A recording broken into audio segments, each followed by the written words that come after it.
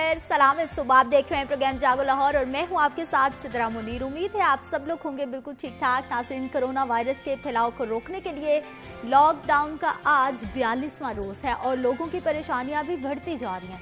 ताजिर बरादरी भी खासी परेशान है और हुकूमत से खफा भी बहुत ज़्यादा है। जबकि वज़ीर आला पंजाब की जानिब से कहा गया है कि लॉकडाउन में नरमी की सिफारिश वफाक को कर दी गई है। जबकि ताजिरों ने 10 मई तो हर सूरत मार्केटें खोलने का इंदिया दे रखा है।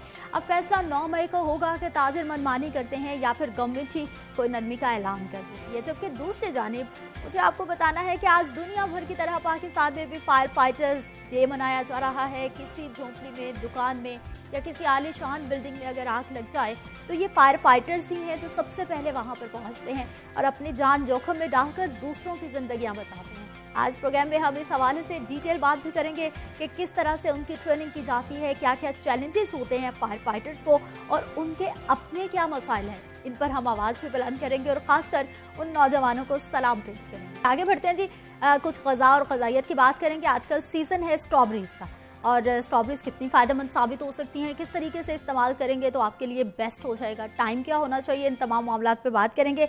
हमारे साथ है जी माहिर ग़ज़ायात ज़ोहा सुहेल। ज़ोहा, प्रोग्राम में आपको खुश आमदीद कहते हैं।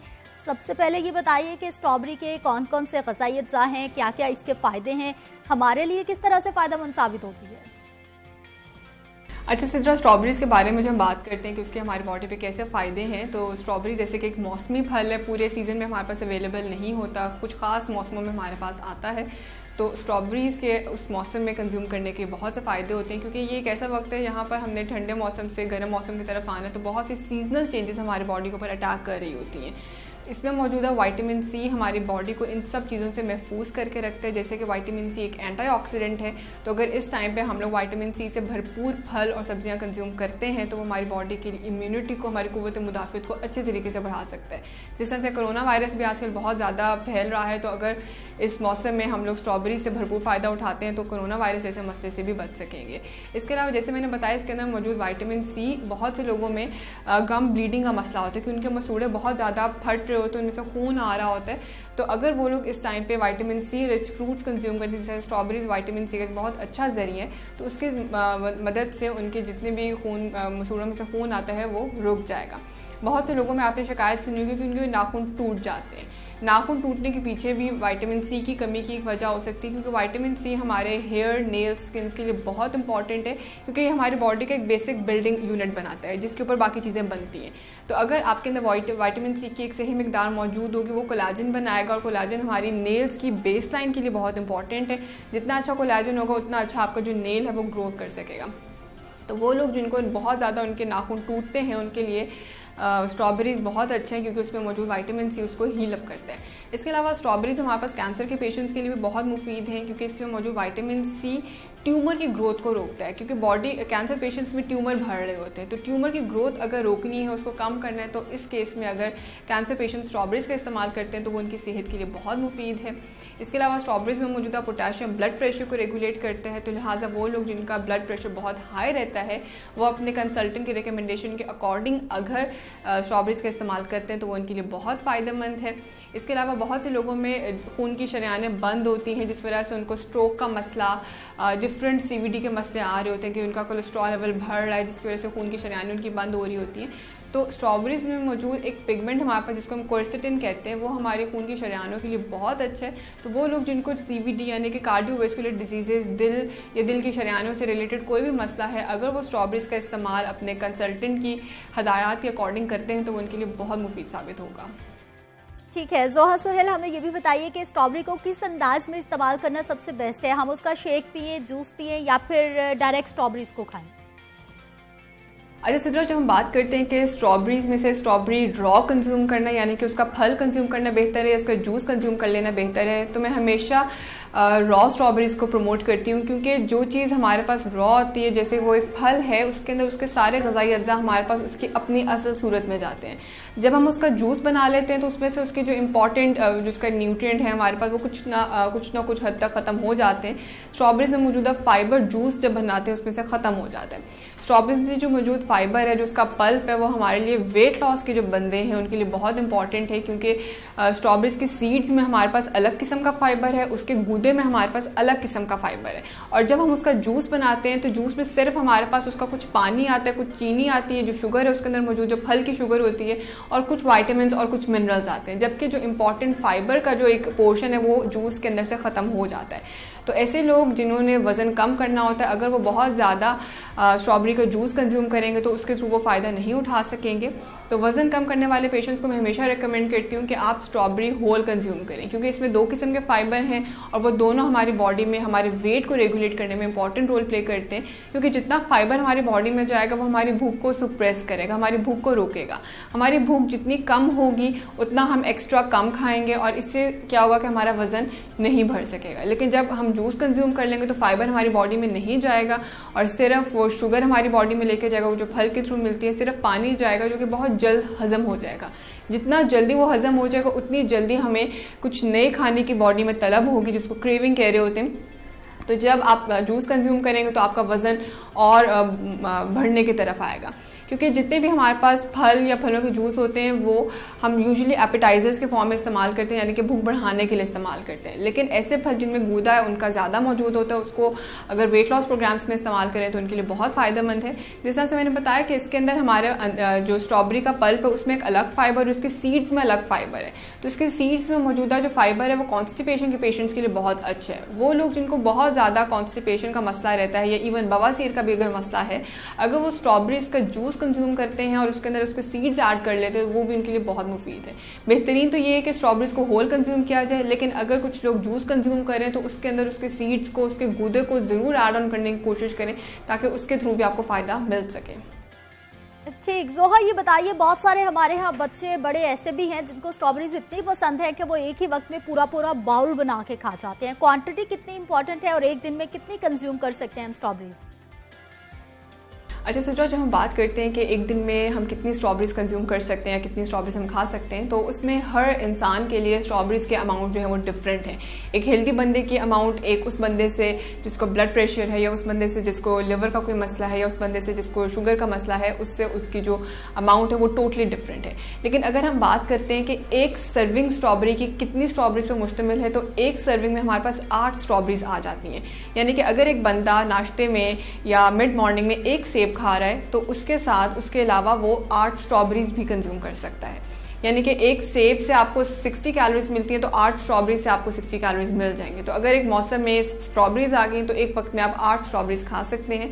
या अगर स्ट्रॉबेरीज जिस तरह से बहुत से लोग होल स्ट्रॉबेरीज नहीं खा रहे होते तो उसमें होता है कि हम जूस कंज्यूम कर लें, तो वो हाफ कप जूस कंज्यूम कर सकते हैं जिसमें हमारे पास 8 स्ट्रॉबेरीज आती हैं, तो उसके थ्रू एक सर्विंग हमारी बॉडी में चली जाएगी। लेकिन जिस तरह मैंने बताया कि स्ट्रॉबेरीज हमारे पास जो हाइपरटेंशन के पेशेंट्स हैं, जिनको CVD का मसला, जिनकी खून की शरियानें बंद रहती हैं, उनके लिए स्ट्रॉबेरीज बहुत मुफीद है, क्योंकि उसमें मौजूदा पोटेशियम हमारी जो ब्लड प्रेशर उसको रेगुलेट कर रहा होता है। तो ऐसे केसेस में स्ट्रॉबेरीज की अमाउंट हम थोड़ी सी बढ़ा देते हैं। जिस तरह से 8 स्ट्रॉबेरीज जो है वो एक सर्विंग बनाती हैं एक वक्त में, तो उसमें उस पेशेंट की हम थोड़ी सी रिक्वायरमेंट को बढ़ा देते हैं, क्योंकि जिस तरह से मैंने बताई उनके लिए बहुत बेनिफिशियल है। तो जितनी रिक्वायरमेंट उनकी रिक्वायरमेंट के अकॉर्डिंग होगी वो उनके ऊपर और पॉजिटिव इम्पैक्ट्स लेके आएंगी। लेकिन जिस तरह से मैंने बताया कि इसमें पोटेशियम की अमाउंट ज़्यादा होती है, तो अगर गुर्दे के पेशेंट्स इसका ज़्यादा इस्तेमाल करेंगे तो उनकी सेहत के लिए थोड़ी सी मनफी हो जाती है, क्योंकि पोटेशियम का ज़्यादा इस्तेमाल हमारे गुर्दों के ऊपर बोझ डालता है और गुर्दों पे जितना ज़्यादा बोझ होगा उतना ज़्यादा उनका जो फिल्ट्रेशन का काम है वो ख़राब होता जाएगा। तो जो गुर्दों के पेशेंट्स हैं और जो दिल की बीमारियों के साथ मरीज आते हैं उनको अपने कंसल्टेंट के रिकमेंडेशंस के अकॉर्डिंग स्ट्रॉबेरीज का इस्तेमाल करना चाहिए। इसके अलावा बहुत से डायबिटिक पेशेंट्स इस बात पे होते हैं कि हम स्ट्रॉबेरीज कंज्यूम करें या ना करें। स्ट्रॉबेरीज का जो ग्लाइसेमिक इंडेक्स है, यानी कि वो हमारी बॉडी में कितनी शुगर बढ़ाएगा, वो हाई ग्लाइसेमिक इंडेक्स नहीं है, जबकि वो लो में आ जाता है। तो अगर शुगर के पेशेंट्स इसको अपने कंसल्टेंट के रिकमेंडेशंस के अकॉर्डिंग इस्तेमाल करते हैं कि 3 से 4 कंज्यूम करनी है या 4 से 5 कंज्यूम करनी है, उनकी शुगर देखते हुए उनके पेशेंट्स को ये रिकमेंड किया जाता है ताकि उनकी शुगर के ऊपर इसके जो बढ़ने के एकदम चांस है वो ना आ सके। जोहा, हमें और देखने वालों को ये भी बताइए कि स्ट्रॉबेरी इस्तेमाल करने का, जूस पीने का, शेक पीने का बेस्ट टाइमिंग्स क्या हो सकती है? अच्छा सिद्रा, जब हम बात करते हैं कि स्ट्रॉबेरी खाने का बेहतरीन वक्त कौन सा है, तो वो हर एक इंसान के लिए थोड़ा मुख्तलिफ हो जाता है। जिस तरह से एक डायबिटिक पेशेंट्स को हम लोग रिकमेंड करते हैं कि आपने जब भी कोई भी फल कंज्यूम करना है वो आप 10-11 बजे के वक्त में कंज्यूम करें या शाम 4-5 बजे के वक्त में कंज्यूम करें। इसके साथ आप जो आपकी मेजर मील्स हैं, जिस तरह से नाश्ता है, दोपहर का खाना है, रात का खाना है, इसके साथ फल कंज्यूम करना अवॉइड करें। जबकि जो हमारे पास पेशेंट्स आ जाते हैं जिनका वजन बहुत कम होता है, ऐसे बच्चे भी होते हैं, बड़े भी होते हैं जिनका वजन उनकी उम्र के अकॉर्डिंग, उनकी हाइट के अकॉर्डिंग नहीं होता, उन केसेस में हम उन्हें रिकमेंड करते हैं कि आप अपने खाने से पहले, जैसे दोपहर का खाना खाने से पहले आप फल ले लें, क्योंकि फल एक एपेटाइजर होता है। जब आप फल खाने से पहले कंज्यूम करते हैं आपकी बॉडी में वो भूख को बढ़ाता है। आपकी भूख जितनी बढ़ेगी उतना अच्छा आप मील साइज अपना जो खाने का जो पोर्शन है उसको कंज्यूम कर लेंगे। तो जो अंडरवेट पेशेंट्स आते हैं, जो बच्चे हैं अंडरवेट हैं या चाहे बड़े हैं, उनको हम रिकमेंड करते हैं कि आप खाने से पहले कंज्यूम करें ताकि वो एज अ गुड एपेटाइजर काम कर सके। इसके अलावा फलों को हमेशा रात के वक्त कभी भी कंज्यूम ना करें, क्योंकि अगर आप फल को रात के वक्त कंज्यूम करते हैं तो वो डाइजेशन में डिफिकल्टी क्रिएट करता है, वो आपके स्टमक को अपसेट करता है। तो बेहतरीन वक्त एक तो 10-11 बजे का या 4-5 बजे का, या अगर कोई बच्चा या एडल्ट जिसने वजन बढ़ाना है तो वो उसको खाने से पहले भी कंज्यूम कर सकता है और खाने के साथ भी कंज्यूम कर सकते हैं। जिस तरह से नाश्ते में हम इनको योगर्ट के अंदर स्ट्रॉबेरीज ऐड करके दे सकते हैं, उसमें शहद ऐड करके दे सकते हैं ताकि उसकी कैलोरिक वैल्यू थोड़ी बढ़ जाए, न्यूट्रिशनल वैल्यू उसकी बढ़ जाए, जिस वजह से उसका वजन जो है वो हेल्दी रेंज में आना शुरू हो जाए। फलों को, चाहे वो स्ट्रॉबेरीज हैं चाहे कोई भी फल है, उसको रात सोने से पहले अवॉइड ज़रूर किया जाए, क्योंकि उससे हमारे डाइजेशन के ऊपर भी असर होता है और हमारे ब्लड शुगर लेवल के ऊपर भी वो मंफी असरात लेकर आती है। बहुत शुक्रिया जोहा सोहेल, हमारे साथ मौजूद रही, स्ट्रॉबेरीज के फवाइद बता रही थी और इसके साथ साथ बेस्ट टाइम इस्तेमाल का भी बताया। यहाँ पर वक्त है एक शॉर्ट ब्रेक का, हमारे साथ रहिए।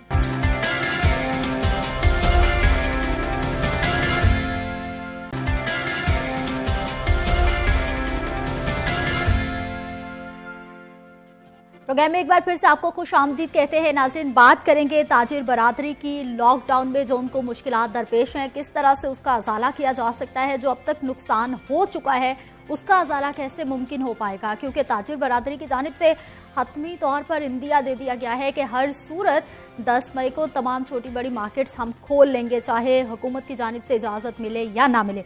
जबकि दूसरी जानिब वज़ीर आला पंजाब साहब की जानिब से भी कहा गया है कि अब विफाक को सिफारिश कर दी गई है कि लॉकडाउन में कुछ नरमी कर दी जाए, कुछ मार्केट्स को खोल दिया जाए। किस तरह से मार्केट को खोला जाएगा, SOPs पर अमल दरामद कैसे होगा, लोगों का एक बहुत बड़ा फ्लो होगा जो इतनी देर के बाद मार्केट्स खुलने के बाद मार्केट्स का रुख करने वाला है, उनको कैसे कंट्रोल करना एक बड़ा चैलेंज होगा। बात करेंगे, हमारे साथ मौजूद हैं जी इरफान इकबाल शेख साहब हैं, सदर हैं लाहौर चैम्बर ऑफ कॉमर्स के और इसके साथ साथ मेंबर भी हैं उस टीम के जो कि वजीर कानून साहब की जानिब से हुकूमती टीम एक बनाई गई थी कि वो ताजिरों के साथ मामलात को तय कर लें। सर, प्रोग्राम में आपको खुश आमदीद कहते हैं। हमारे साथ मौजूद हैं नुमाइंदा लाहौर न्यूज़ अब्दुल कादिर मदनी, आपको भी प्रोग्राम में खुश आमदीद कहते हैं। इरफान साहब, ताजिरों ने तो कह दिया है कि 10 मई को दुकानें खुलेंगी, हुकूमत ने भी इशारा दे दिया है।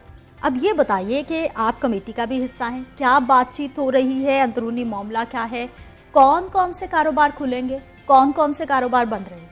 देखिए, एक्चुअली हमने तो सवाश बना के गवर्नमेंट को दे दी कि लोग डेस्परेट। अब देखिए 45 डेज के बाद लोगों के पास अपने डेली का खर्चा चलाने के लिए पैसे नहीं रहे।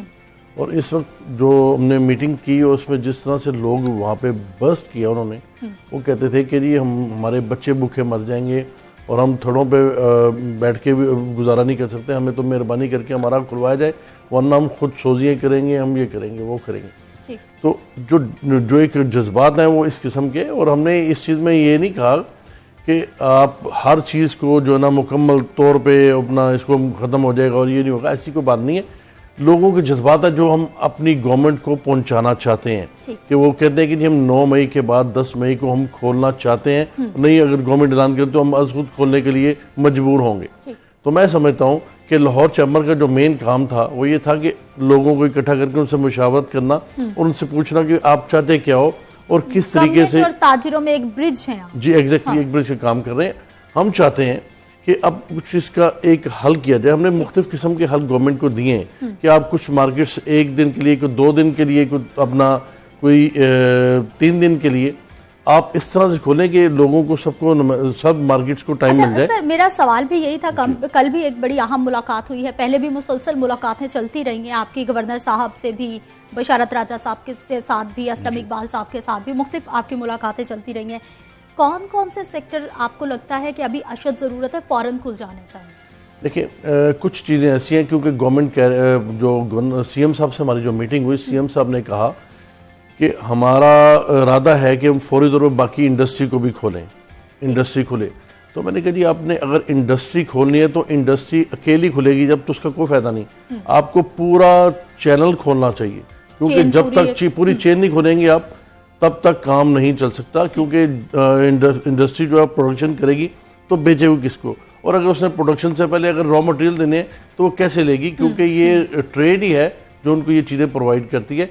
तो पूरी चेन जब तक नहीं खुलती यहाँ पे ये प्रॉब्लम रहेगी, और आपके लिए भी प्रॉब्लम होगी और इंडस्ट्री के लिए प्रॉब्लम होगी, चलेगी भी नहीं। बिल्कुल ठीक आपने कहा अब्दुल कादिर। अब ताजिरों की जानिब से भी कहा जा रहा है, हुकूमत की जानिब से भी थोड़ी नरमी की बात की जा रही है। मुझे ये बताइए कि इतना ज़्यादा हमारी मार्केट्स में रश होता है, कोई भी मार्केट अगर खुलती है तो SOPs पर अमल दरामद क्या होगा? अच्छा, इसके लिए जो है वो ये फिर वही बात आ जाएगी जिस तरह आपने कहा कि एकदम से रश जो है वो सड़कों पर आ जाएगा।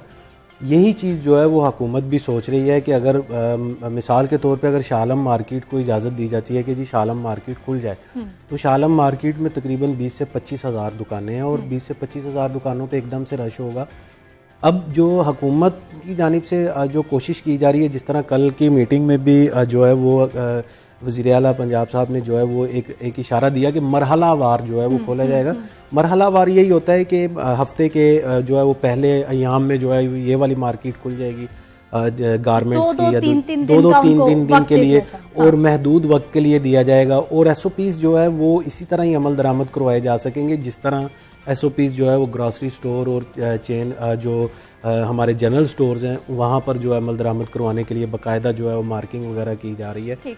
अमला जो है इनको अपना जो मुलाजमीन है वो कम करने पड़ेंगे। ये जो अब्दुल कादिर मदनी बात कर रहे हैं कि जिस तरह जनरल स्टोर्स, वो तो हमने देखा है कि बड़ी बड़ी शाहराहों पर वाक़े होते हैं, बाहर जगह भी होती है, किसी तरह रोक भी लेते हैं लोगों को, कभी खिलाफवर्जी हो भी जाती है। लेकिन अगर हम शाह आलम मार्केट की बात करें, अगर हम इचरे की मार्केट की बात करें, अगर हम छोटे बड़े मोहल्लों की बाज़ारों के छोटे छोटे जो बाज़ार हैं उनकी बात करें, वहाँ पर तो अगर सिर्फ दुकानें ही खुल जाएँ, वहाँ के मुलाजमीन और मालिकान ही आ जाएँ, तो वहाँ पर अच्छा खासा रश हो जाता है।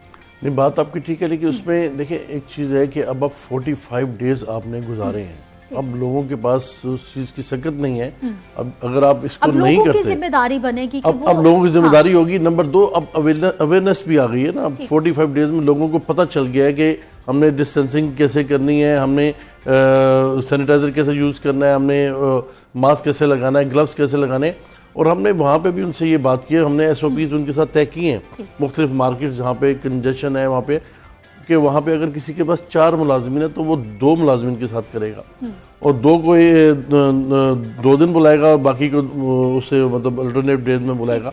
और इसके अलावा हमने ये भी कहा कि आपने लाइन भी लगानी है, और जिस तरह से आपने एक कस्टमर को अंदर दाखिल करना है, फिर दूसरे को करना है, फिर तीसरे को करना है। अब लोगों को इस चीज़ की अवेयरनेस हो गई है, और इतनी देर से मतलब इतना चैनल्स हमारे बता रहे हैं, तो अब लोगों को इस चीज़ का पता लग गया है। अब हमें थोड़ा सा इस चीज़ के बारे में सोचना पड़ेगा। एक्चुअली ये है कि चीज़ें अगर अब आप उसकी बात करते हैं कि जी जर्मनी और यूरोप की बात करते हैं, यूरोप में भी वहाँ पे लाखों के हिसाब से लोग पेशेंट हैं, तो फिर भी अब उन्होंने खोलने का अंदिया दे दिया। उसकी वजह यह है कि अगर कोई ऑप्शन नहीं है, क्योंकि अगर आप सिर्फ कोरोना करते गए और आपने अपनी मईशत को कोरोना लगा लिया, तो उसके बाद आप उसको संभाल नहीं सकेंगे। आपका रिवाइवल ऑफ इकोनॉमी बहुत मुश्किल हो जाएगा। आप देखें, आप 3.3 GDP पे थे, अब आप आ गए हैं 1.5 पे, और ये अपना प्रेडिक्शन की जा रही है कि अगर इस तरह से चलता रहा तो ये -2.2 पे चले जाएगा। अगर खुदा ना खासा -2.2 पे चला गया तो फिर आपकी चीज़ें संभालनी मुश्किल हो जाएंगी, लॉ एंड ऑर्डर की सिचुएशन बनेगी, लूटमार शुरू हो जाएगी, लोग निकल आएंगे। और जो लोगों के मैंने जज्बात देखे, मैं समझता हूँ कि हम क्योंकि ब्रिजिंग का काम करते हैं, तो हमें गवर्नमेंट को सही सूरत हाल पे के मुतालिक बताना चाहिए, बिल्कुल बताना कि लोग चाहिए क्या चाहते हैं और हमने किस तरह से इसको आगे लेके चलना। हाँ, अब्दुल कादिर ये बताइए हमें कि जिस तरह से बात की जा रही है, हमने देखा कि उर्दू बाजार भी खुल गया, उसके बाद वहाँ पे SOPs पर अमल दरामद भी नहीं हुआ, दोबारा से बंद हो गया। ताजिरों की जानिब से अब क्या कहा जा रहा है, और इसके साथ साथ डिफरेंट ताजिर तंजीमें हैं, तमाम लोग क्या इस बात पे मुत्तफिक हैं, वो तमाम एक ही तंजीम बन चुके हैं, या अभी भी अलग अलग मुतालिबात? अभी भी जो है वो अलग अलग हैं, इसमें मुतालबात जो हैं वो मुख्तलिफ हैं।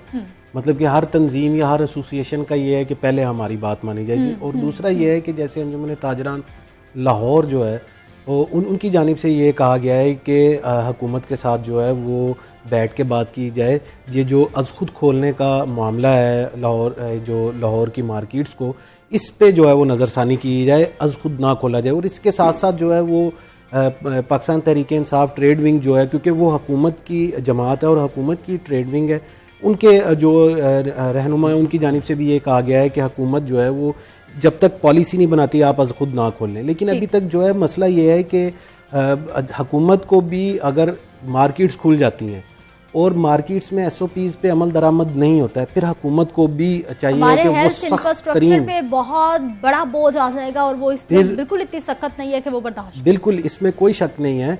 लेकिन अब अगर अभी भी हम जो है वो मार्केट्स में चले जाएं, इस पे हमने मजीद भी बात करनी है कि अभी तक जो तकरीबन 40 डेज हो चुके हैं लॉकडाउन में, माशी तौर पर कितना नुकसान हो चुका है ताजिरों को, पूरे मुल्क को। बात करेंगे ब्रेक के बाद।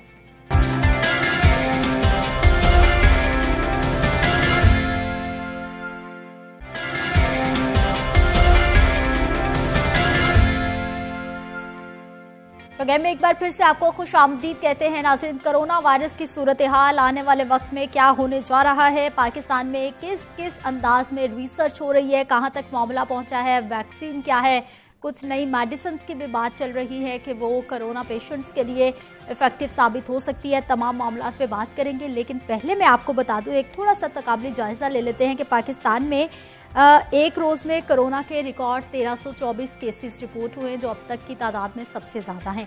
26 मार्च से 31 मार्च तक यानी कि एक महीने के दौरान 2000 केसेस थे। अगले 1 अप्रैल से 30 अप्रैल तक यानी कि बिल्कुल अगले ही महीने में केसेस की तादाद 16,677 तक जा पहुंची, सिर्फ 2000 से, यानी 14,000 केसेस का इजाफा हो गया। अगला तीसरा महीना हमें आगाज हो चुका है। 1 मई से लेकर 5 मई तक अगर 5 दिनों की हम लोग बात करें, चार दिन की बात करें, तो अब तक 4 रोज में 3,500 केसेस रिपोर्ट हुए हैं। पहले महीने में 2000 केसेस, जबकि अब सिर्फ 4 दिन में 3000 केसेस रिपोर्ट हो चुके हैं। मामला इसका मतलब है कि डेंजर जोन में दाखिल होना शुरू हो गया है। बात करेंगे, हमारे साथ मौजूद हैं जी डॉक्टर जावेद अकरम साहब हैं, VC है यूनिवर्सिटी ऑफ हेल्थ साइंसेज के। सर प्रोग्राम में आपको खुश आमदीद कहते हैं। नुमाइंदा लाहौर न्यूज़ बिलाल चौधरी हमारे साथ मौजूद है। बिलाल, आपको भी प्रोग्राम में खुश आमदीद कहते हैं। डॉक्टर साहब, सबसे पहले हमें बताइए कि ये जो हम कर्व की बात कर रहे हैं कि एकदम से हमने अभी पीक पे जाना है, अभी हम किस जगह पे हैं कर्व की? देखें, कितना पीछे हैं पीक से? अब ये कहना तो बहुत मुश्किल है, ये सारा डिपेंड करेगा इस चीज़ पे, अंदाजा कोई पेश? देखें, अभी तो मैं समझता हूँ कि ये बढ़ता जाएगा ईद तक, और ईद के बाद होपफुली कुछ फ्लैटन होगा, क्योंकि ईद में अभी मैं आ रहा था तो नादरा के ऑफिस के बाहर मैंने इतना बड़ा हजूम देखा। अगर आपका कैमरामैन जाए तो वहाँ कम से कम, ये आपके बिल्कुल स्टूडियो के साथ कम से कम सुबह से दिखा रहे हैं, और 10 बजे एक्चुअली नादरा ऑफिस खुलने वाला है, इसलिए रश लगा। देखें, ये काम नहीं होना चाहिए। हाँ। ये तो हम ऑलरेडी एक वोल्केनो इरप्ट हो रहा है और हम सिर्फ उसको ज्यादा हवा दे रहे हैं, ये बिल्कुल आपके साथ है। और कम से कम वहाँ 500-600 औरतें इकट्ठी एक जगह पे खड़ी हैं और बड़ा हजूम है, और मुझे तो उधर से उनके लिए भी मैं दुआ करता हूँ, उन ख़वातीन के लिए भी। लेकिन देखें, कुछ भी हो, हमें पता है कि हम एक वबाई सूरत हाल में, और जो आपने फिगर्स बताए हैं वो बहुत अलार्मिंग हैं, और इसके साथ साथ जो आपने नहीं बताया कि हमारी मोर्टेलिटी भी उसी तरह ही बढ़ गई है। मोर्टेलिटी अब ज़्यादा बढ़ती जाएगी तेज़ी से। तो ये इतनी कीमती जानों का ज़िया, और मैं समझता हूँ कि हमारे जो लोग हैं, जो बेचारे निचली सतह के हैं, जिनके एजुकेशन भी नहीं, उनको इतना शऊर नहीं है। तो इसलिए फिर ये तो हुकूमत पे आता है कि वो सिस्टम्स ऐसे बनाए कि ये ना ज़रूरत पड़े लोगों को। अगर किसी को पैसे देने हैं तो इस तरीके से दें कि उसकी जान का ख़तरा न डालें। उसको इस तरीके से कोई सिस्टम, आप बे इंतहा सिस्टम्स हैं, आप उनको कुछ ऐसा कर दें कि उनके घर पे उनको पहुंच जाएं पैसे, कुछ कर दें। ये जो इस किस्म के हजूम हैं, ये तो मैं कह रहा हूँ कि अपने आप को खुद दावत देने वाली बात है। और उन अवाम को, बेचारों को, और अगर इनको आप कितना भी समझा लेंगे ना, कितना भी समझा लेंगे, इनको ये समझ नहीं लगने लगी। आपको सिस्टम अपना ऐसा बनाना पड़ेगा।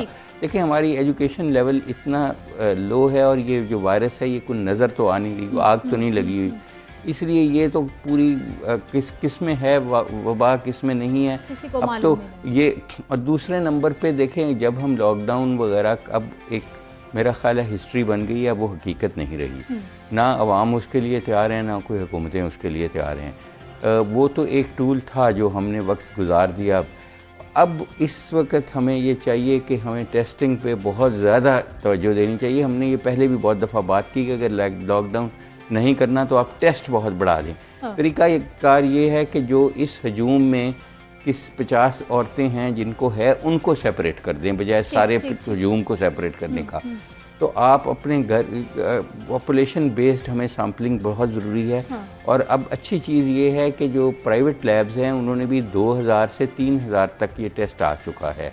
कहाँ ये 9000 पे था, और गवर्नमेंट को इस पे और इसको कम करने की कोशिश करनी चाहिए ताकि ये राइट लेफ्ट एंड सेंटर लोग अपनी फैक्ट्रियों के मुलाजमों की खुद कराएं, अपने दफ्तरों के अपने स्टूडियो के लोगों की कराएं।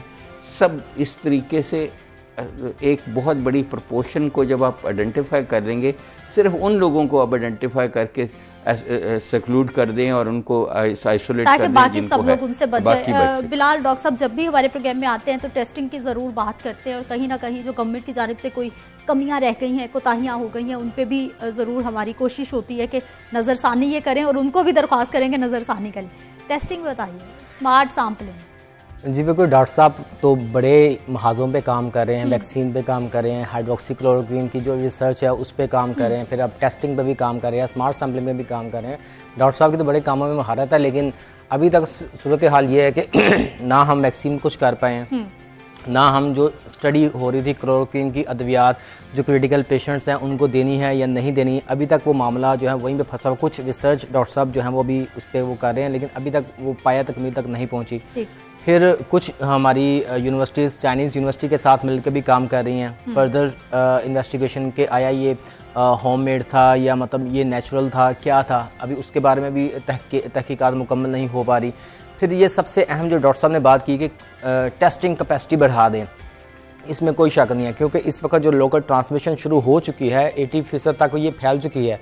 इसको तोड़ने का सिर्फ एक ही तरीका है कि जब लोगों की स्मार्ट सैम्पलिंग की जाएगी और फिर पता चलेगा, ज़्यादा से ज़्यादा सैम्पलिंग, ज़्यादा से ज़्यादा टेस्टिंग की हाँ, फिर पता चलेगा बिल्कुल, उसमें पता चलेगा कि जनाब इस एज ग्रुप के इस फलां बंदे में है, फिर उसको आप साइडलाइन करके उसको आइसोलेट करके फिर आप इस चेन सर्कल को तोड़ सकते हैं। और इसके अलावा आप कोई हल नहीं है, क्योंकि अब हम लॉकडाउन ना कर सकते ना ही होना है, क्योंकि आगे फर्दर प्रेशर तो बहुत ज्यादा है ताजिरों की जानिब से, लोगों की जानिब से कि हमारे घर के चूल्हे ठंडे पड़ने लगे। अब मैं आपको बता दूं कि जिस तरह मैंने आपके सामने एक रिपोर्ट पेश की थी कि पहले महीने में 8 अमवात थी जब इसका आगाज हुआ 26 मार्च से 31 मार्च तक, तो सिर्फ 8 अमवात थी। अगले महीने में ये 359 तक जा पहुंची, जबकि अब की बात की जाए तो अब ये अमवात 462 तक जा पहुंची हैं। डॉक्टर साहब हमें ये बताइए कि ये जो हमारी अमवात की शरह है, अगर इसका तनासुब निकाला जाए तो अब तक कितनी % बनती है, और जो वल्नरेबल ग्रुप के लोग हैं जिनमें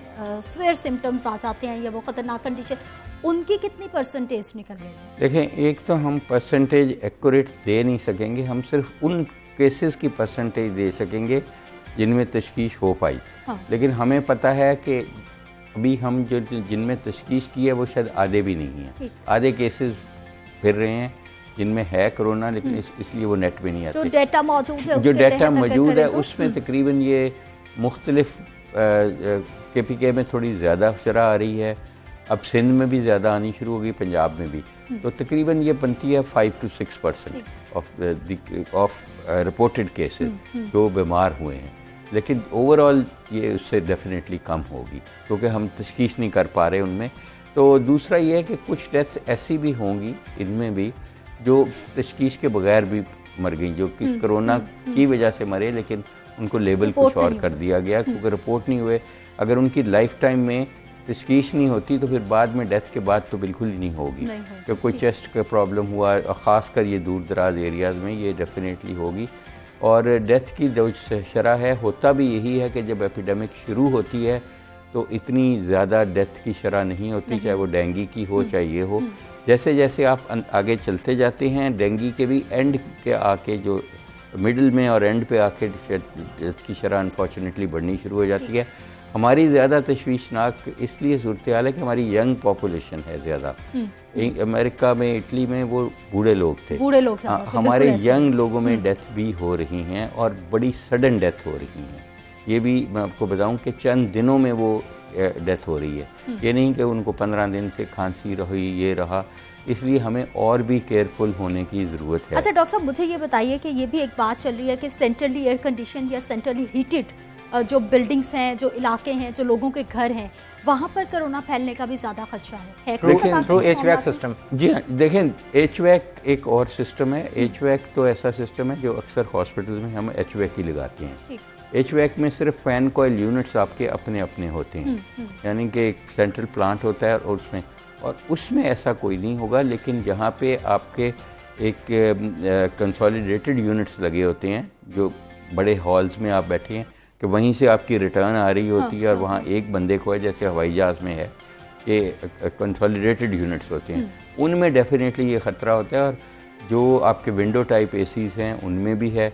इसलिए ये जो क्लोरहेक्सिडिन या कम से कम क्लोरीन 4% 5% का आपके पास होना चाहिए सोल्यूशन, और उसमें डेली आपको और कोशिश करें 2 दफ़ा आप फ़िल्टर उसका धोएं, उसके फ़िल्टर को आप धोएं, तो उससे ये बहुत ज़्यादा वायरल लोड कम हो सकता है, क्योंकि एयर ने सर्कुलेट करना होता है। और आपके जो फ़ैन कॉइल्स हैं उनमें भी यही फ़िल्टर्स होते हैं जिनको आपको साफ़ रखना पड़ता है और फटे ना हों, क्योंकि अक्सर फटे होते हैं, अक्सर होते ही नहीं है फ़िल्टर। तो इसलिए ये बहुत ज़रूरी है, क्योंकि आपके गर्मियाँ आ रही हैं और AC यूज़ भी लोगों ने करने हैं। They have to be very careful, क्योंकि अगर वो एक ही वाला है, खासकर कंसोलिडेटेड यूनिट है, तो उसमें प्रॉब्लम आएगी। अच्छा बिलाल, मुझे ये बताइए कि टेस्टिंग कैपेसिटी की बात होती है 5 से 6 हज़ार तक पहुंच चुकी है, ये माहिरीन की जानिब से बताया जा रहा है, वज़ीर आला साहब ट्वीट करते रहते हैं। लेकिन अगर हम नंबर्स की बात करें तो अभी तक 2000-2500 इससे ज़्यादा टेस्ट नहीं हो पा रहे, इसकी क्या वजह है? देखिए इसी तरह इसकी जो सबसे अहम वजह है वो आपने देख लिया होगा कि एक वक्त था कि शुरू में जब कोरोना आया था तो हमारी जो कैपेसिटी थी पर डे योमिया जो टेस्टिंग थी वो 70 से 80 थी। हाँ। और सिर्फ इस्लामाबाद में हो रही थी, फिर पंजाब में शुरू की गई। अब हमारे पास तकरीबन 10 से ज़ायद लेबॉर्ट्रीज जो हैं ये काम कर रही हैं। अब योमिया हम तकरीबन 4 से 5 हज़ार तक पहुँच चुके हैं और बहुत खींच के हम मतलब 5 हज़ार तक पूरी कर लेते हैं योमिया। लेकिन अब ये हो रहा है कि एक वक्त था कि अवाम चाहती थी कि हमारे टेस्ट कराएं, गवर्नमेंट कहती थी कि नहीं सिर्फ जिनके पास ट्रैवल हिस्ट्री है या जिनकी क्लोज कांटेक्ट है उनके टेस्ट होंगे। अब सूरत हाल ये आ चुकी है कि गवर्नमेंट के पास तो कैपेसिटी हो गई है, लेकिन अब आवाम नहीं करवाना चाह रही। उसकी 2 से 3 इश्यूज हैं जो बड़ी आवाम को तो फिर गवर्नमेंट इदारों ने ही फोर्स करना है, आवाम तो कभी भी नहीं देखें उसमें 2 से 3 चीज़ें। अब ये लोगों के अंदर एक पैनिक क्रिएट हो चुका है। वो ये कहते हैं कि अब हम टेस्ट कराएंगे, खुदा न खास्ता पॉजिटिव आ गया तो फिर हम 14 दिन के लिए जिस सूरत हाल में हमें रखा जाएगा उसमें तो हम कभी किसी सूरत तशवीशनाक है। डॉक्टर साहब, इस उज़र को माना जा सकता है कि लोग डर रहे हैं, लोग अगर डर भी रहे हैं तो फिर इदारे हरकत में आएंगे। और डॉक्टर साहब ने खुद अपना अभी तक अपना खुद नहीं करवाया। बिल्कुल सही है। लेकिन आप बिलाल ने बड़ी अच्छी निशानदेही कर दी, आप करवाने वाले हैं टेस्ट या फिर आप भी उन लोगों में शुमार हो रहा है कि डर के मारे टेस्ट हर कोई तीसरे दिन जो पाकिस्तान में इलीगल करार दिया गया है एंटीबॉडी टेस्ट वो मैं करता हूँ। एक टेस्ट इसका है एंटीबॉडी टेस्ट भी। हुकूमत को वो भी करने चाहिए। एक तो वो सस्ता है और एक उसको कोई BSL लैब वगैरह नहीं चाहिए, आप अपने घर में फिंगर प्रिक से कर सकते हैं। नंबर 2 जो है जो बिलाल ने कहा कि अब लोग खुद नहीं देखें, जब आप खुद मीडिया पे ऐसी फुटेज देखेंगे कि किन हालात में रखा जा रहा है, कोई भी खौफ में मुब्तला हो जाएगा। मीडिया तो ना भी दिखाए, लेकिन ये सोशल मीडिया जो है ना, ये कोई चीज मीडिया ने वो खुद नहीं बनाई, मीडिया ने वो हकीकत है। नहीं, सोशल मीडिया सर कुछ नहीं छुपने देता कि लोगों को खौफ में मुब्तला ना करें। नहीं अर्ज कर रहा हूँ कि आपका तो फर्ज है कि आपका तो मकसद ये है कि गवर्नमेंट उनको इम्प्रूव करे सर्विसेज को, और आई एम श्योर कि हुई भी है इम्प्रूव। तो लेकिन देखें अभी मुझे बड़ी खुशी हुई सियाग जो है इनकी सेंट्रल जो इसकी है एक एक्सपर्ट एडवाइजरी ग्रुप है कोरोना का, उसने एक रिकमेंडेशन दी है गवर्नमेंट को कि होम आइसोलेशन की जाए। दुनिया में होती है। देखें आपने ट्राइज करना है। अगर एक ऐसे लोग हैं जिनके घर में जी ये अप्रूव्ड हो गई, अप्रूव्ड अभी मेरा नहीं ख्याल गवर्नमेंट ने की है, लेकिन उन्होंने जफर मिर्जा साहब जो है वो जफर मिर्जा साहब दुनिया मीडिया ग्रुप के ही एक प्रोग्राम इख्तलाफी नोट में उनका चल रहा था, उनसे बातचीत, तो उन्होंने बर्मला कहा है कि अप्रूव्ड है, विफाक ने अप्रूव कर दी है और इसका इतलाक सूबों पर भी होगा। जो बंदा घर में अगर जगह मौजूद है आइसोलेट कर ले।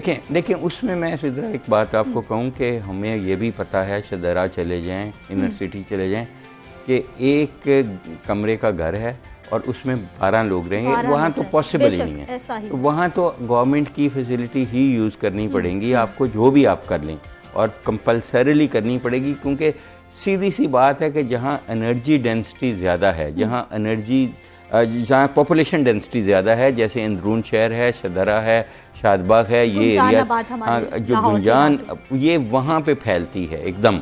ये गुलबर्ग या इन एफ्लुएंट एरियाज में इतना इसका खतरा नहीं होता, क्योंकि वहाँ पॉपुलेशन डेंसिटी कम है, लोगों के घर तो भी इसलिए जब वहाँ जहाँ पे असल मसला है वहाँ पे ये क्वारंटाइन घर पे करना शायद पॉसिबल ना हो।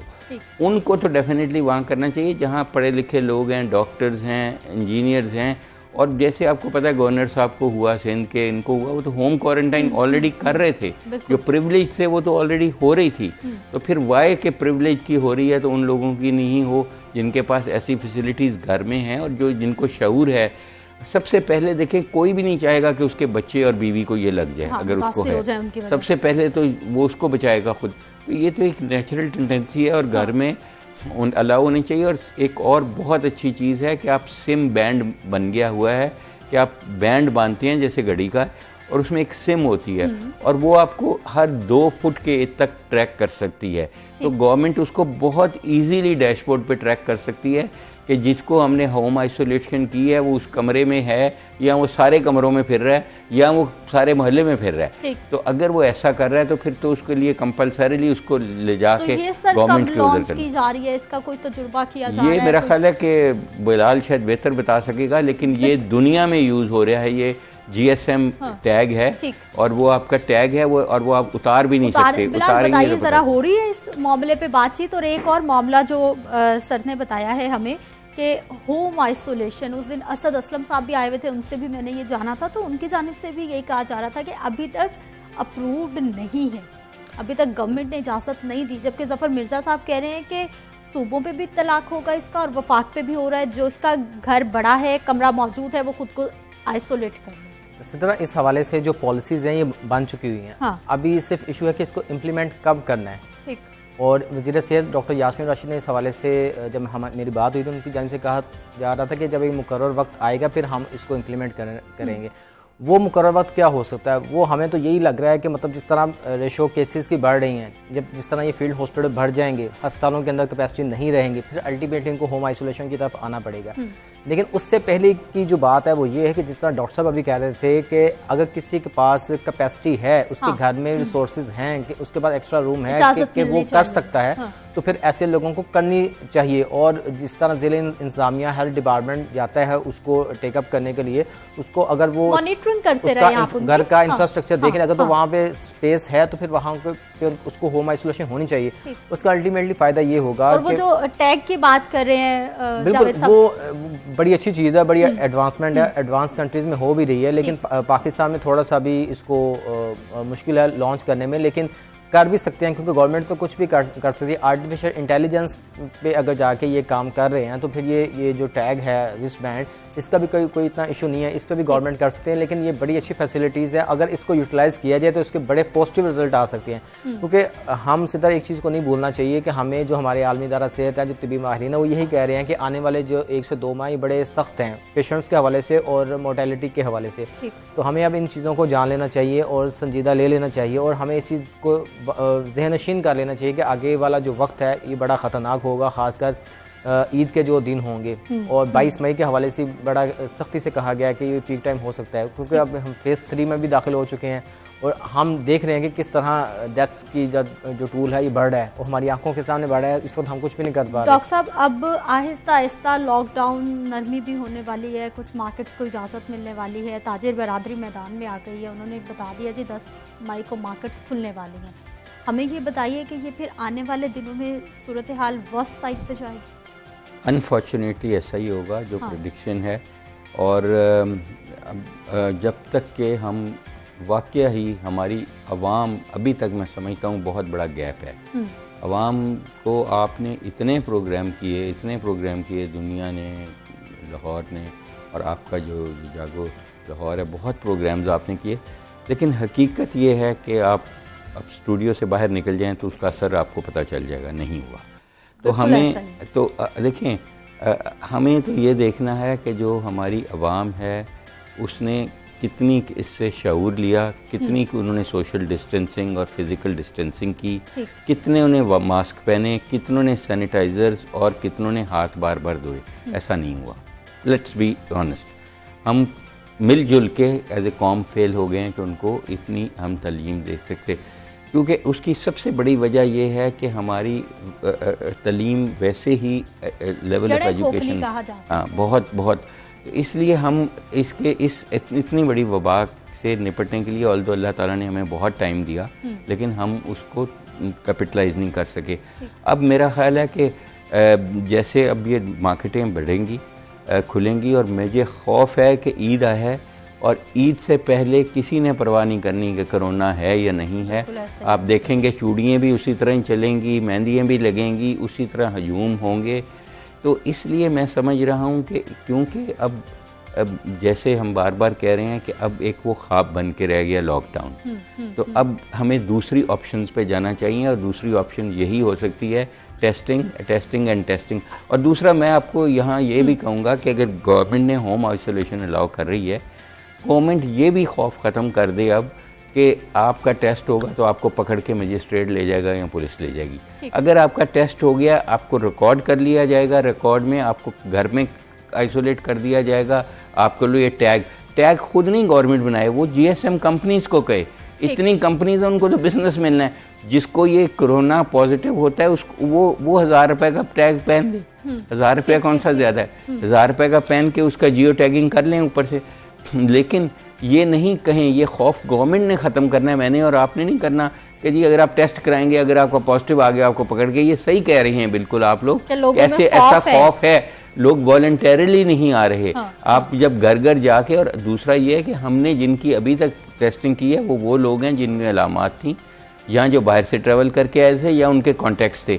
हमने पॉपुलेशन बेस्ड सैम्पलिंग की नहीं, हमने इस तरह नहीं की कि घर टू घर जाके की हो। डॉक्टर साहब ये बताइए कि हाइड्रोक्सी क्लोरोक्विन और क्लोरोक्विन की हम बात कर चुके हैं, अब कुछ और मेडिसिन की भी बात की जा रही है जो कि इबोला वायरस में और या फिर सार्स में, बिल्कुल, तो वो उसके बारे में कुछ सोचा जा सकता उसके है? बारे हमारे में यहाँ वो कारगर हम देखें, हम ऑलरेडी जैसे बिलाल ने कहा कि हम 7 चीज़ों पे ऑलरेडी कर रहे हैं जिसको हम प्रोटेक्ट ट्रायल कहते हैं। प्रोटेक्ट से बनता है Pakistan randomized outcome clinical trial in corona virus. ये इस वक्त हमारे 39 हॉस्पिटल्स में चल रहा है, खैबर से लेके कराची तक, और लाहौर के भी बहुत सारे हॉस्पिटल्स में है। इसकी है 9500 हमने लोग एनरोल करने हैं। अभी कोई हम तकरीबन 300-350 तक पहुँचे एनरोलमेंट, और अभी हमें इनिशियल रिजल्ट्स, जैसे मैंने आपको कह रहा हूँ कि उसमें जिथ्रोमाइसिन है, उसमें ओस्लिटावर है, एक एंटीवायरल दवाई जिसका आपने नाम ले रहे हैं, रेमडेसिविर उसके साथ ही, तो उसके तीसरी जो दवाई है उसमें जिथ्रोमाइसिन है। ये मुख्तलिफ पैरेलल ग्रुप्स हैं, और एक ग्रुप को हम कुछ भी नहीं दे रहे, कंट्रोल ग्रुप है। तो ये हमने काफ़ी एनरोलमेंट कर ली है, और उम्मीद है कि इंशाल्लाह हमारी कोशिश डेस्परेटली ये है कि हमें थोड़ा सा इसमें हेडवे मिले, तो हम ईद से पहले कम से कम ये शेयर कर लें कौम के साथ कि किस में बेहतरी थोड़ी बहुत आ रही है, और तो बाकी तो ये स्टडी 6 महीने चलनी है। दूसरा ये है कि जो सीरियसली इल पेशेंट हैं उसमें हम प्लाज्मा का कर रहे हैं इस वक्त, IgG का कर रहे हैं, और उसमें 2-3 और अच्छी दवायात का समझ लग रही है जो कि आपके लंग्स को प्रोटेक्ट करती है। जो है वो बड़ा रिसर्च पे भी काम कर रहे हैं, इंटरनेशनल इदारों को भी साथ मिला रखा है, पाकिस्तान की यूनिवर्सिटीज मेडिकल कॉलेज मिलकर इनके साथ काम करिए। बहुत शुक्रिया इस प्रोग्राम में शामिल होने के लिए। बिलाल, आपका भी बहुत शुक्रिया। यहाँ पर वक्त है एक शॉर्ट ब्रेक का, हमारे साथ रहिए।